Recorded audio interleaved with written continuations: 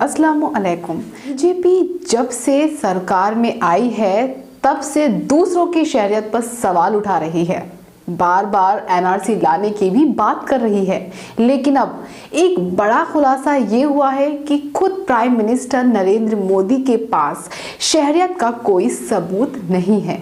अमित शाह ने कई मर्तबा कहा है कि आधार कार्ड, पासपोर्ट शहरियत का सबूत नहीं है।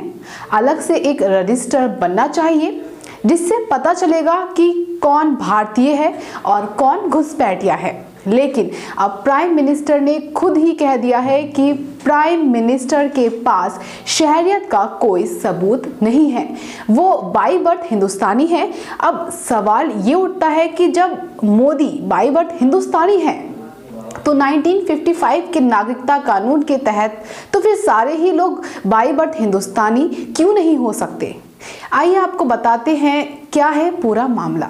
17 जनवरी 2020 को केरल के एक कार्यकर्ता सुभावनकर सरकार ने आईटीआई के तहत केरल के सूचना विभाग में एक आरटीआई दाखिल करके प्रधानमंत्री नरेंद्र मोदी की नागरिकता पूछी थी। कार्यकर्ता ये जानना चाहता है कि प्रधानमंत्री भारतीय नागरिक हैं या नहीं।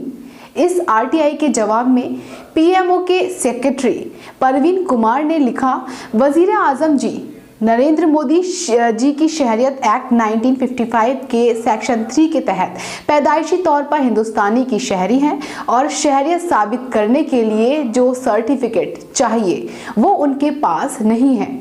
पूरा हिंदुस्तान परेशान है कि एनआरसी के लिए क्या सबूत मांगा जाएगा। इस पर पीएम ने कोई भी जवाब नहीं दिया है। अल्लाह हाफिज।